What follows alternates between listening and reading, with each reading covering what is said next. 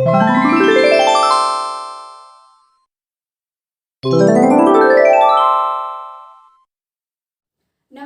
आदाब, सत श्री अकाल। मैं दीक्षा चौधरी अपने YouTube चैनल लर्निंग जिला पे आप सभी का स्वागत करती हूँ। पिछली वीडियो में हमने प्रोकैरियोटिक और यूकैरियोटिक कोशिका के बीच अंतर को समझा था। अब हम पढ़ेंगे कोशिका के शेप एंड साइज के बारे में।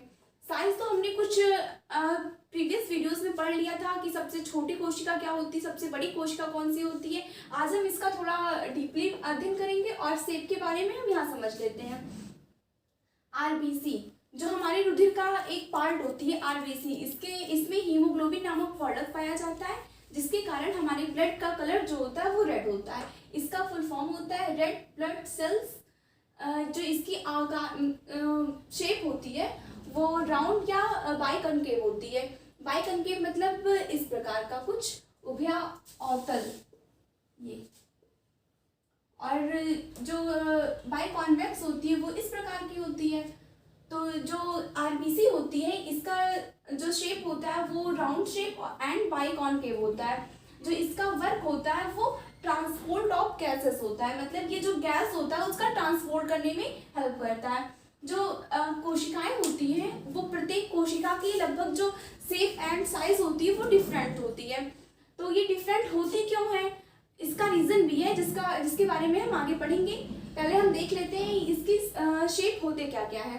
तो आरबीसी जो होता है वो राउंड एंड बाइकनकेव होता है। डब्ल्यूबीसी जिसका full name white blood cells होता है, ये जो होता है अमीबॉइड मतलब अमीबा के आकार का होता है। ये जो होता है अपनी साइज जो होती है, शेप जो होता है वो चेंज करता रहता है। और इसका जो वर्क होता है वो किल दी पैथोजेंस। पैथोजेंस मतलब होता है जो फॉरेन पार्टिकल्स हमारी बॉडी में आते हैं तो वो हमारी बॉडी को नुकसान पहुंचाते हैं। तो ये जो होता है डब्ल्यूबीसी ये हमारी रक्षा करता है उन पैथोजेंस से। और कॉलमनर एपिथेलियल सेल जो लॉन्ग और नैरो होती है उसके टाइप का होता है, और ये जो होती है हमारे इंटेस्टाइन या स्टोमच में पाई जाती है। देखिए काफ़ी लंबी होती है और नैरो टाइप की होती है। फिर फोर्थ है नर्व सेल। ये नर्व सेल के बारे में हमने पहले भी पढ़ा है। ये जो होती है ह्यूमन बॉडी में पाई जाने वाली सबसे लंबी सेल होती है। ये जो होती है देखिए लॉन्ग एंड ब्रांच्ड होती है। इसमें जो होते हैं न्यूरॉन जो होते हैं एक से दूसरा जो होता है न्यूरॉन वो कनेक्टेड होता है। ऐसे ही मतलब इसके नीचे जो है वो दूसरा न्यूरॉन कनेक्टेड होगा। इसका जो काम होता है वो कंडक्शन एंड ट्रांसमिशन का होता है। तो देखिए आरबीसी जो होती है वो राउंड एंड बाइकनकेव होती है। ये बाइकनकेव क्यों होती है, क्यों नहीं ये बाइकॉन्वेक्स होती है। तो देखिए इसका जो वर्क होता है वो ट्रांसपोर्ट ऑफ गैसेस होता है। ये जो होती है ऑक्सीजन को हमारी बॉडी में ऑक्सीजन का स्थानांतरण करती है। तो इसमें देखिए जो O2 होता है ये इसमें ज़्यादा अमाउंट में आएगा या फिर बाइकॉन्वेक्स में, तो हम बना के देख ही लेते हैं।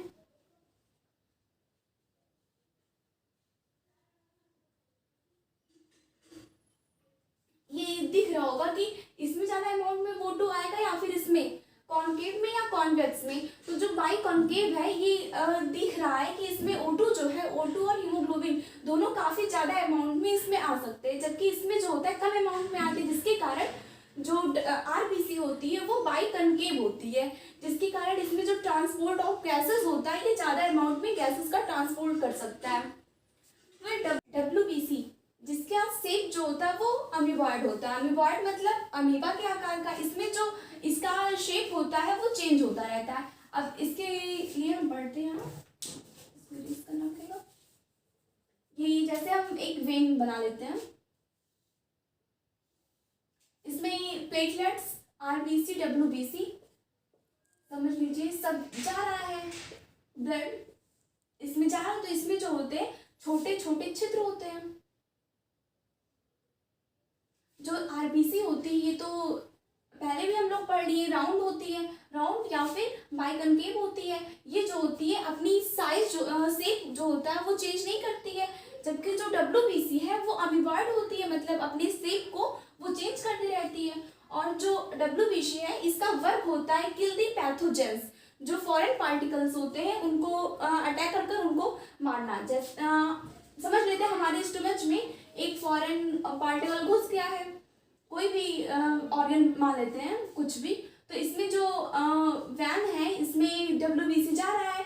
तो जब WBC है ये अमीबा के आकार का होता है, तो ये जो होता है इतना छोटा सा ये छिद्र होता है पोल, जिसमें ये घुस नहीं पाएगा, RBC भी नहीं घुस पाएगा। परंतु ये जो WBC होता है ये अमीबा के आकार का होता है, ये अपना शेप चेंज कर लेगा और इसके माध्यम से ये घुस जाएगा यहाँ, और ये घुसकर इसमें आराम से चला जाएगा और यहाँ पे जो पैथोजन आया हुआ है वो उसे किल कर देगा। तो WBC जो होता है वो अमीबाइड इसलिए होता है क्योंकि वो अपना शेप चेंज कर कर आराम से इसमें जो छिद्र होते हैं उसको पार करके पैथोजन जो होते हैं उसको किल कर सकता है। अब थर्ड आता है कॉलमनर एपिथेलियल सेल, जो हमारे स्टोमच में पाया जाता है। ये जो होता है लॉन्ग एंड नैरो होता है। ये जो होता है जो विभिन्न प्रकार के एंजाइमों का सिक्रीशन होता है वो इसी के द्वारा होता है। तो इसमें ये काफ़ी लंबी होती है, जिसके कारण इसका जो सरफेस एरिया है ये काफ़ी ज़्यादा बढ़ जाता है लंबाई लेंथ के कारण इसके। तो इसमें जो सिक्रीशन और एब्जॉर्प्शन होता है ये दोनों क्रिया जो होती है वो काफ़ी तेज होती है, क्योंकि इसकी सरफेस एरिया बढ़ जाती है और सरफेस एरिया इंक्रीज करने के कारण इसमें जो एंजाइम्स निकलते हैं उनका सिक्रीशन और एब्जॉर्प्शन दोनों आसानी से हो जाता है। फिर फोर्थ देखते हैं नर्व सेल। जो नर्व सेल होती है ये जो होती है ये काफ़ी ज़्यादा लॉन्ग एंड ब्रांच्ड होती है। इसका कार्य जो होता है वो कंडक्शन एंड ट्रांसमिशन होता है। अब कंडक्शन क्या होता है और ट्रांसमिशन क्या होता है इसके बारे में पढ़ते हैं। अब हम पढ़ेंगे तंत्रिका कोशिका या नर्व सेल के फंक्शन के बारे में। जैसे कि हमको इस हाथ का मूवमेंट कराना है, मूवमेंट कराने में किसी को मारना है, क्या करना है जो भी हो, तो हैंड मतलब समझ लो किसी को मारना है तो जो हैंड है उसको मूवमेंट कराना ही होगा। तो जो हैंड मूवमेंट होगा वो इन नर्व सेल्स जो होते हैं ये नर्व इम्पल्स मतलब संदेशा जो संदेश होता है वो ब्रेन तक लेके जाता है। तो नर्व सेल के माध्यम से ही ये जो हमारा नर्व इम्पल्स है, ये जो हाथ हिलाना है वो नर्व सेल के माध्यम से ही हमारे ब्रेन तक पहुंचेगा। अब कैसे पहुंचेगा हम जानते हैं कि नहीं जानते, तो आगे चैप्टर्स में है कि जो नर्व सेल होती है इसके मेनली जो होते हैं वो 3 पार्ट्स होते हैं, साइटॉन, एक्सॉन और डेंड्राइट्स। साइटॉन जो होता है वो बीच का ये जो पार्ट्स होता है ये साइटॉन कहलाता है और इसमें छोटे छोटे लंबे प्रवर धागे नुमा निकले होते हैं थ्रेड्स की भांति, जिसे डेंड्राइट्स बोलते हैं। और इसमें का एक जो प्रवर्ध है वो काफ़ी लंबा हो जाता है, आगे बढ़ जाता है, जिसे एक्सॉन बोलते हैं। तो इसमें जो होता है कंडक्शन और ट्रांसमिशन की क्रिया होती है। जैसे कि हमको ये हाथ जो है वो हिलाना है, तो ये हाथ जो है हिलाएंगे तो वो ब्रेन से ही हमारा होगा। तो सबसे पहले ये जो सूचना होती है ये ब्रेन से हमारे नर्व सेल में आती है। तो नर्व सेल में जो आती है इसी को ये जो नर्व सेल में आती है। फिर ये जो नर्व सेल है इसमें भी इसको हम 3 पार्ट में डिवाइड कर लेते हैं, मान लेते हैं एक्स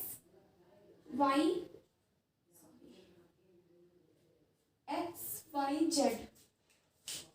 तो इसको 3 पार्ट्स में डिवाइड किया। इसमें जब सूचना आएगी तो ये एक पार्ट से दूसरे पार्ट में जाएगी, फिर दूसरे पार्ट से तीसरे पार्ट में जाएगी। तो ये क्रिया जो है ये कंडक्शन कहलाती है, कंडक्शन। तो ये क्रिया भी क्या कहलाए, क्योंकि इसमें भी नर्व सेल तो एक ही है, इसके एक भाग से दूसरे भाग में हमारा जो नर्व इम्पल्स है वो जा रहा है। तो इस क्रिया को भी क्या बोलेंगे, कंडक्शन। फिर जो ये जेड पार्ट है वो दूसरे न्यूरॉन सेल में इम्पल्स को लेके जा रहा है। तो इस क्रिया को बोलते हैं ट्रांसमिशन।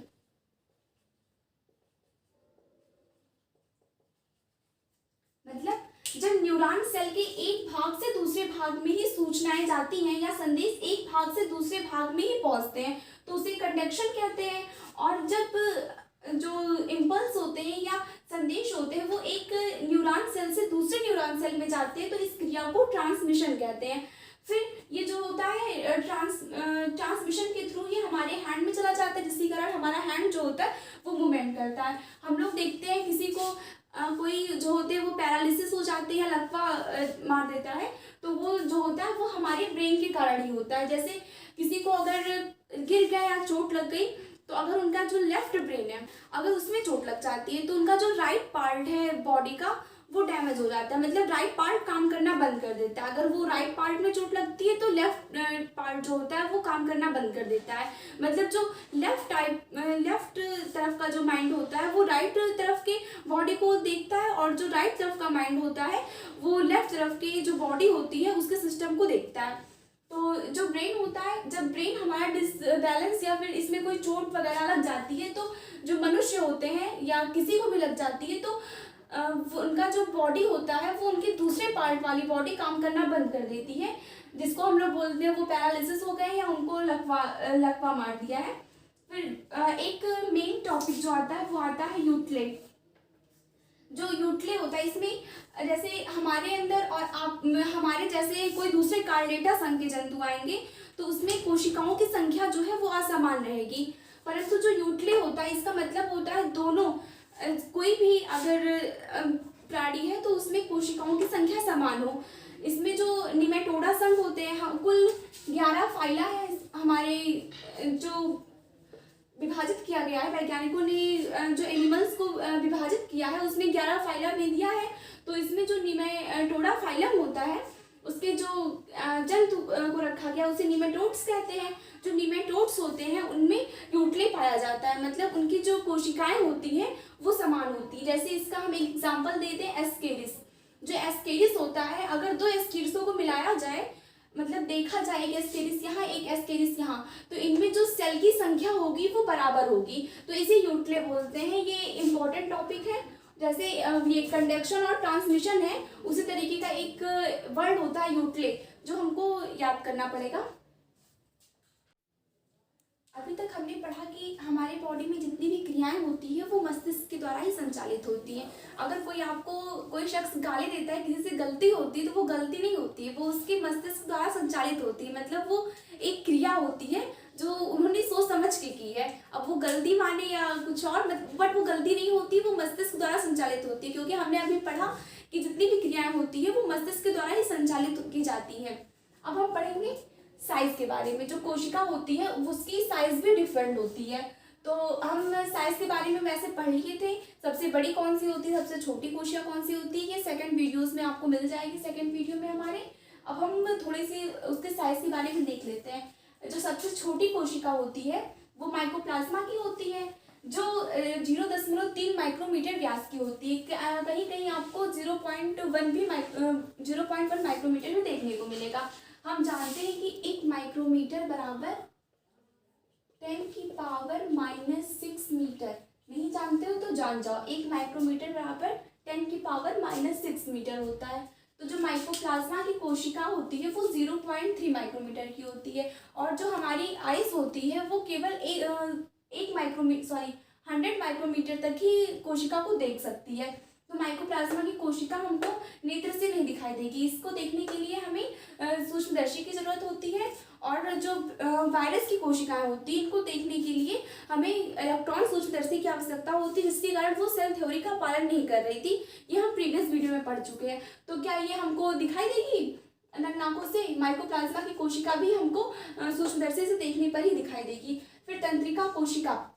जो तंत्रिका कोशिका की लंबाई होती है वो 90 सेंटीमीटर ये लंबी होती है, और जो ये ह्यूमन बॉडी है इसमें पाई जाने वाली सबसे लंबी कोशिका होती है। और शुतुरमुर्ग के अंडा, जो शुतुरमुर्ग के अंडे की कोशिका होती है ऑस्ट्रिच एग, ये जो होती है सबसे बड़ी कोशिका होती है। इसकी जो लंबाई होती है वो 15 सेंटीमीटर तक होती है। ऐसे अब आती है एसिटिवलेरिया नामक सेल, ये जो शैवाल, ये जो होती है 10 सेंटीमीटर लंबी होती है। और बैक्टीरिया जिसकी जो लेंथ होती है वो सामान्यतः 3 to 5 माइक्रोमीटर होती है, ये जो होती है प्रोकैरियोटिक होती है। जबकि जो आरबीसी होती है इसकी जो लेंथ होती है वो 7 माइक्रोमीटर तक होती है, और ये जो होती है वो यूकैरियोटिक होती है। तो इसमें जो प्रोकैरियोटिक सेल्स की जो कोशिकाएं होती हैं वो छोटी होती हैं यूकैरियोटिक कोशिकाओं की तुलना में, परंतु इसमें जो विभाजन होता है प्रोकैरियोटिक कोशिका में विभाजन तेजी से होता है, जबकि यूकैरियोटिक कोशिका में विभाजन धीमी गति से होता है। जैसे हम ह्यूमन बॉडी को देख लेते हैं, जो ह्यूमन सेल होती है उसको विभाजित करने के लिए हमें 24 घंटे की आवश्यकता होती है, जबकि जो प्रोकैरियोटिक सेल्स होती हैं उनमें लगभग 24 मिनट या 20 मिनट में ही विभाजन की क्रिया कंप्लीट हो जाती है। तो इसमें जो होता है, इसमें जो मेन टॉपिक है वो ये याद लर्न करना है, ये तो लर्न करना ही है।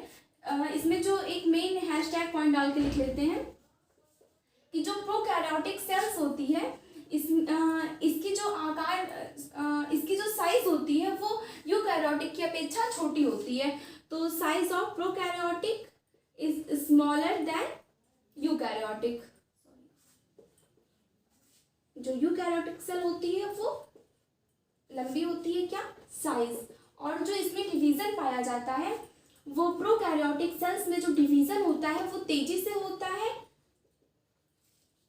किसकी अपेक्षा, यूकैरियोटिक की अपेक्षा, क्या, सेल डिवीजन। तो प्रोकैरियोटिक कोशिका की जो साइज होती है वो छोटी होती है यूकैरियोटिक कोशिका से, और प्रोकैरियोटिक कोशिका में जो सेल डिवीजन होता है वो यूकैरियोटिक कोशिका की अपेक्षा तेजी से होता है। ये रहा साइंस, जो मेन सेल्स हमारी बुक में दिए गए हैं क्लास 9th के। अब इसके आगे हम पढ़ेंगे कोशिका के जो मेन पार्ट्स हैं उसके बारे में। जो कोशिका है उसके मुख्य 3 पार्ट्स हैं जिसके बारे में हम अगले वीडियो में चर्चा करेंगे।